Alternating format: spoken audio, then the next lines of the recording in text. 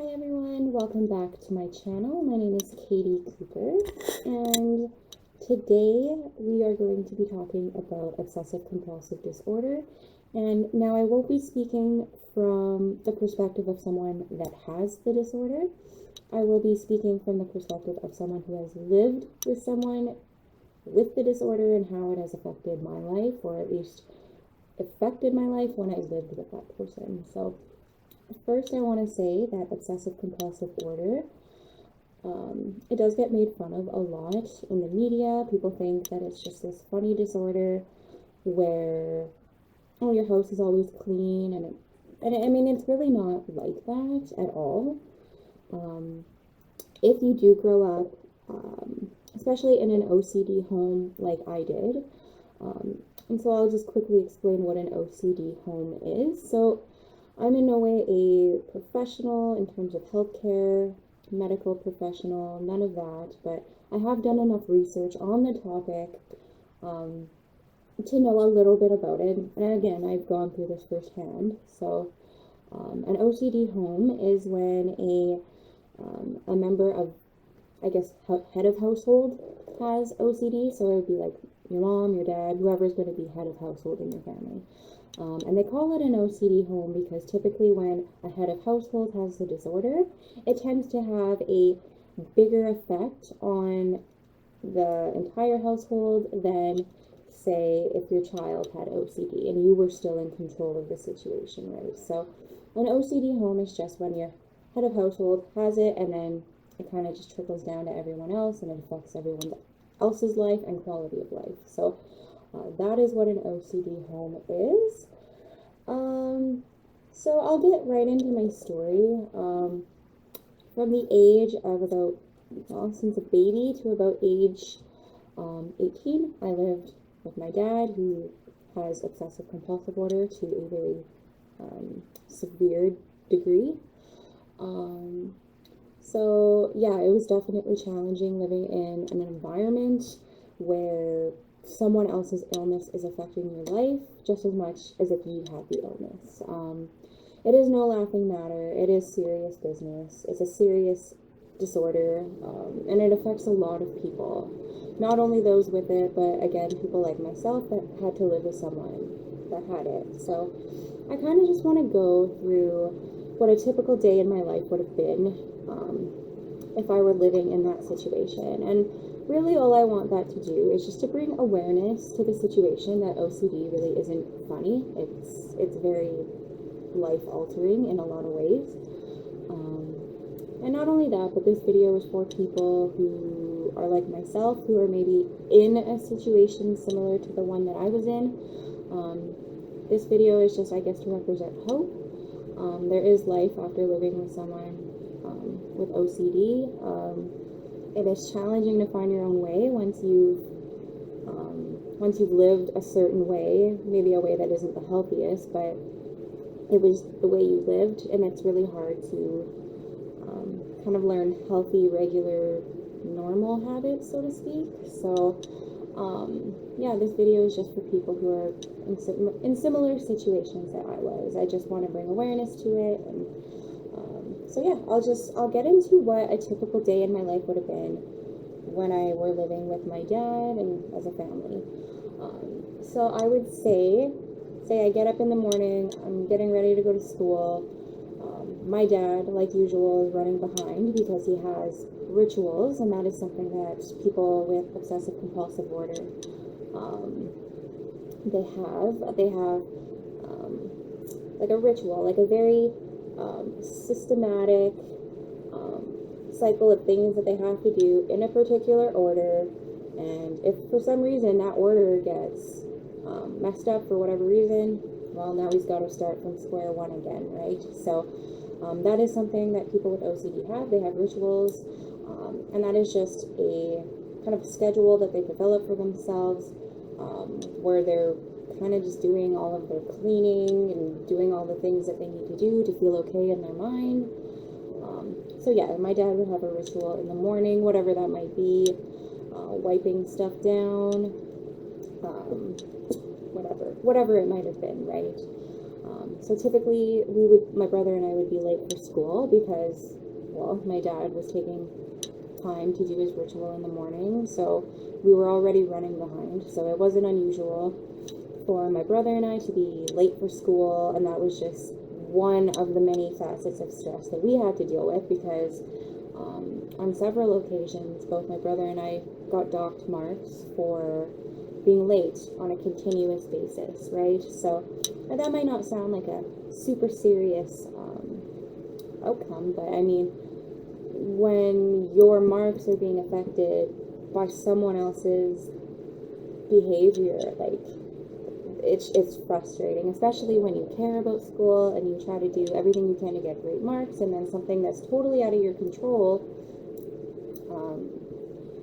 it definitely holds you back a little. So right off out of the gate, my day would start kind of terribly. Like, you're in a rush, you're anxious because you're going to be late for school, you know you're going to get yelled at by the teacher. So that was first part of my day. And then I would go to school like normal, and then I would wait to be picked up from school. Who knows how long that would have been. I was usually one of the last kids at school waiting to be picked up, but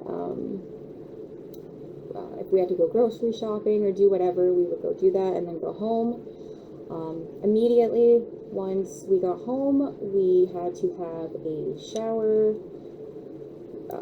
take our dirty, contaminated clothes off because didn't want that anywhere in the house. So we would have to have a shower, put our dirty clothes in a pile.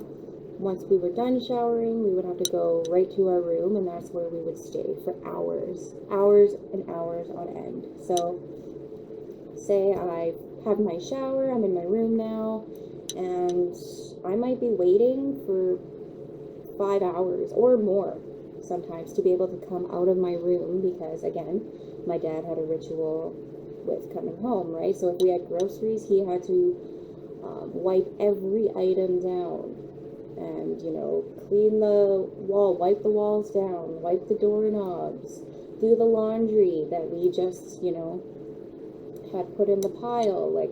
So there was a lot of cleaning that took place in that span of time. But yeah, it wasn't unusual for me to be in my room for 5 hours or more at a time without being able to leave, right? Keep that in mind. I was not allowed to leave my room because if I left my room, that meant I was contaminating the ritual, and that therefore the ritual would need to start all over again.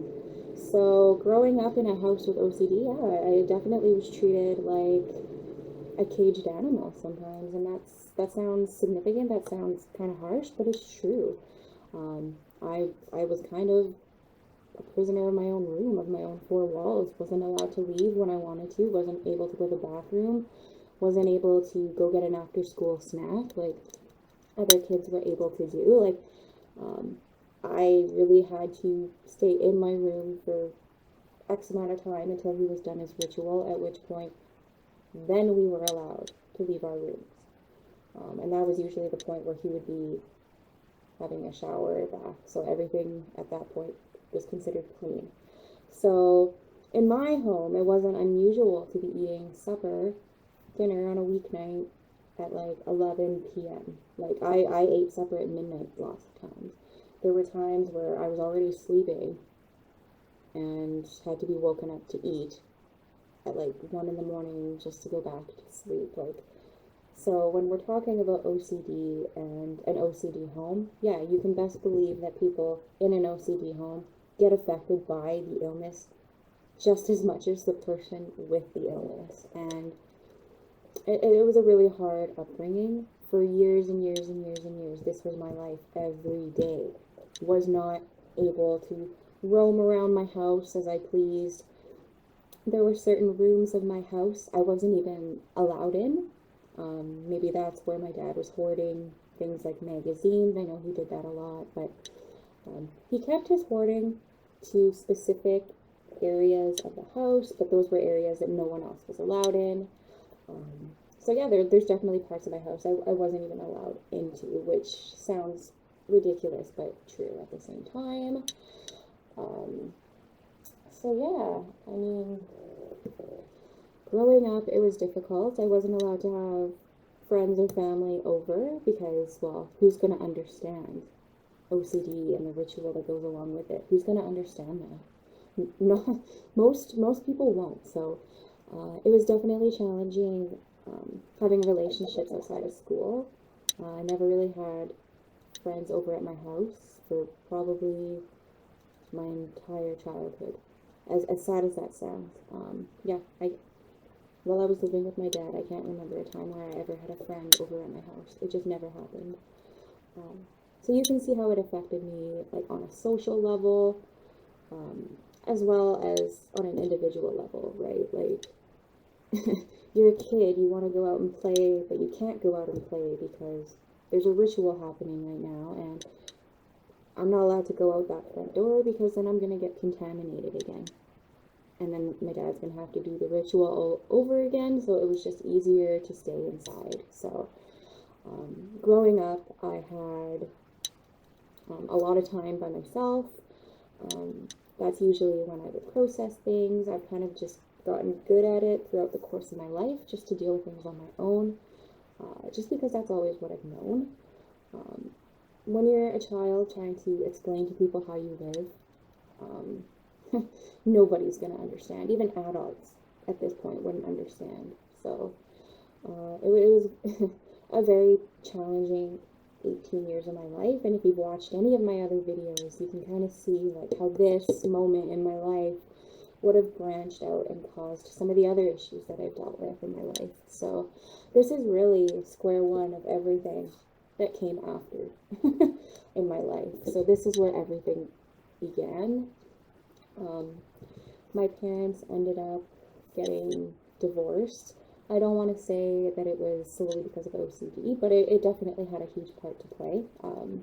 When the person who has the disorder doesn't want to, put in the time to get the help that they need and see the therapist that they need, take the medication that they need, if the person that you're living with doesn't want to do that, then there's nothing you can do. So my mom ended up leaving my dad, and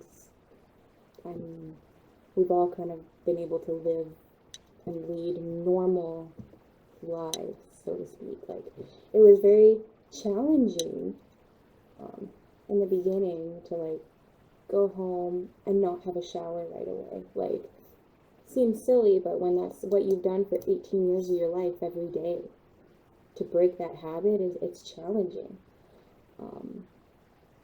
Yeah, do I think that I have OCD? I don't think I have it. I think there's definitely some compulsive behaviors that I have, but I'm not entirely sure that it's OCD, but I'm not a professional in this realm, so I'm not really going to comment one way or the other. But yeah, it's not a funny disorder at all. I mean, think of it, like, it wasn't just my dad's life that got affected by it. It was mine, it was my brother's, it was my mom. Like, all three of us had to live this terribly sheltered life that, 18 years just, like, flew by, and we didn't get to live how life should be lived, and that's really sad. So, again, why am I telling this story? I just want to bring awareness to OCD. It's not funny at all, and when I hear people make jokes about it, it really grinds my gears because it's so personal to me. Just seeing how people have suffered because of the disease, the disorder, it's just not funny to me. And like I said, it's for those out there that can relate to what I went through as a child. Maybe you're going through it now. All I can say is get therapy. As weird as that sounds, like, anytime you live in a really dysfunctional environment, it's going to do some damage to you one way or the other. Whether you want it to or not, it's going to. And yeah, there's definitely things I look back. There's not a day in my life that I don't look back to those days when I was sitting alone in my room. I don't ever think like, wow, I'd like to go back there. But I also don't take where I am now for granted, because this freedom had to be fought for. I had to wait 18 years to be able to live a quote-unquote normal life. So I just want you to take that into consideration. Maybe you know nothing about OCD, or maybe you've just heard it in the media, whatever. I'm just here to bring awareness to a pretty misunderstood disorder. So I always think it's better to educate yourself than have an opinion that really isn't grounded in anything. So educate yourself for sure before you start going and making fun of things that you don't understand, because um, part of being a respectful, mature adult is just understanding that people come from different places than you, and showing people some grace and some mercy for that, right? So people are so quick to throw everyone under the bus and to not be tolerant, but I really think education is key in this matter, and that's really all I'm going to say. Mental illness is something that still needs to be taught, and we need to learn about it, and it needs to be normalized. So that's really all I want to say about OCD. I mean, of course, I could go into detail after detail after detail about every single thing that I had to go through, but I really don't see that as being beneficial to you. But just understanding like the impact that it had on my life and my parents' life and my brother's life and everyone else. So that's why I made this video. So if you have any questions or comments or concerns, you can leave them down below. And until then, please subscribe. I also have a Instagram at, I don't even remember my Instagram. I'll insert it below. Bye guys, see ya.